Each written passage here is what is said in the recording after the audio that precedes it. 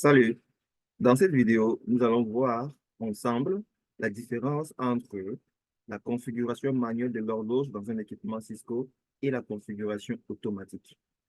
Je vais vous laisser juger de la différence entre les deux et laisser des commentaires à propos de vos pensées et de vos impressions en ce qui concerne la différence entre la configuration manuelle et la configuration automatique.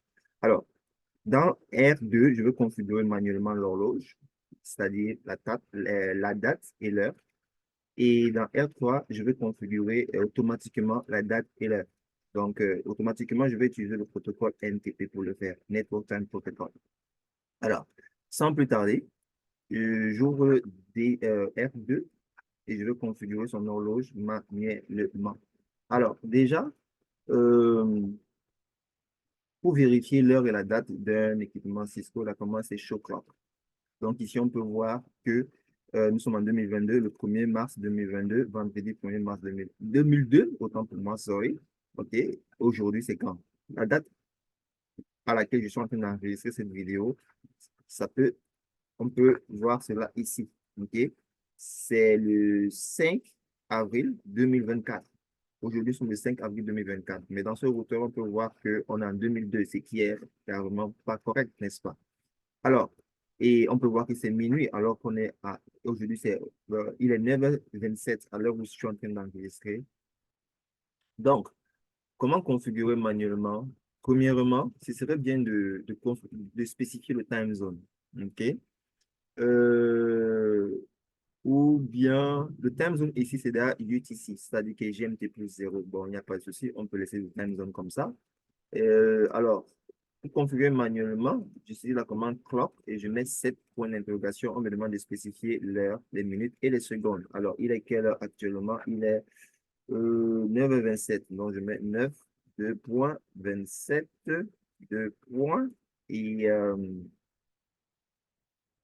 bientôt, il sera 28. Donc, je vais mettre là 28. Voilà. Et puis, je vais mettre 0,5 secondes. Et puis maintenant, on me demande le jour du mois. Aujourd'hui, c'est le 5. Et puis, je mets le point d'interrogation, on me demande le mois en question. Le mois, c'est April. OK? Le mois dans les équipements Cisco, ça s'écrit en anglais, hein, pas en français. Le cœur du système d'exploitation iOS des équipements Cisco, c'est en anglais, pas en français. Et la date, c'est 2024. 2024. Et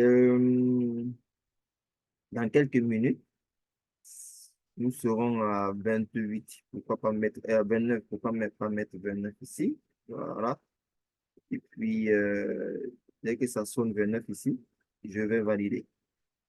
Bientôt, ça sera 29. Je suis prêt.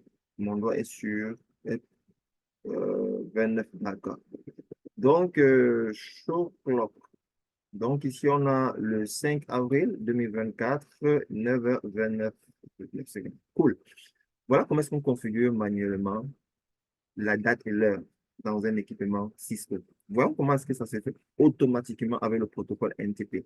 Dans cette vidéo, je vais juste vous montrer comment configurer un client NTP. J'ai déjà configuré le serveur, ce qui est R1. J'ouvre R3.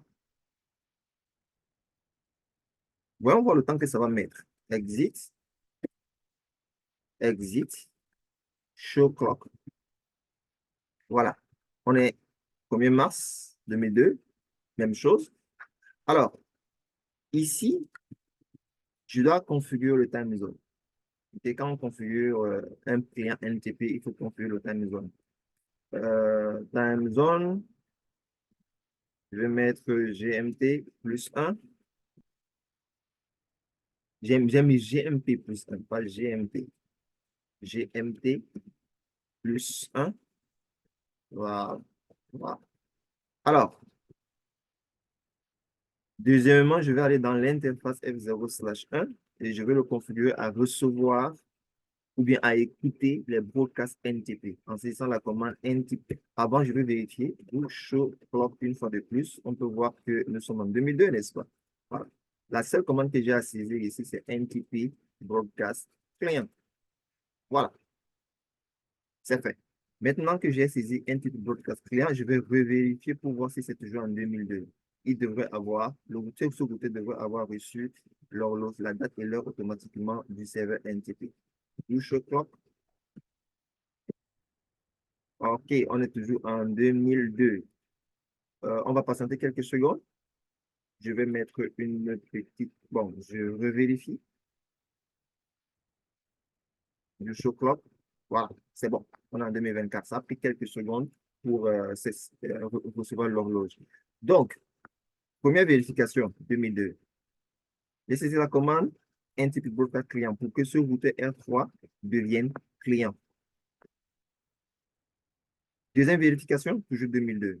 Donc, il faut du temps pour que le client communique avec le serveur NTP afin de synchroniser son horloge avec celle du serveur NTP. Troisième vérification, bon, OK. La commande de vérification du protocole NTP, il y en a plusieurs. Je vais saisir celle-ci, do show NTP status. On peut voir ici là, que le clock is synchronized avec un serveur NTP. Le serveur NTP, c'est 2.1, c'est-à-dire que R1. Alors, dites-moi dans les commentaires, que préférez-vous? La configuration manuelle ou bien la configuration automatique? Personnellement, je préfère la configuration automatique, surtout lorsque on a à configurer l'horloge dans plusieurs équipements. Vous savez, euh, j'essaierai d'aller dans, supposons que j'avais 300 routeurs, j'essaierai d'aller dans 300 routeurs et j'aurais configuré le time zone et la commande NTP Broadcast Client que j'ai saisi tout à l'heure dans le client. Okay? Et la commande NTP Broadcast Client. Voilà les deux commandes que j'aurais saisies dans les 300 routeurs pour que ces 300 routeurs reçoivent automatiquement l'horloge du serveur NTP.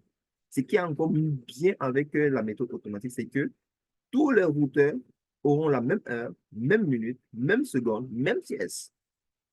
Par contre, si je le faisais manuellement dans 300 routeurs, tous les routeurs n'auront, il y aura une certaine différence quelque part au niveau des pièces ou bien au niveau des secondes. Il y aura une légère différence. Et ça, ce n'est pas du tout approprié dans une infrastructure réseau. C'est bien que tous aient la même heure, la même minute, la même seconde, même pièce. C'est pour ça que la méthode automatique, elle est super dans les grands réseaux. Qu'en pensez-vous?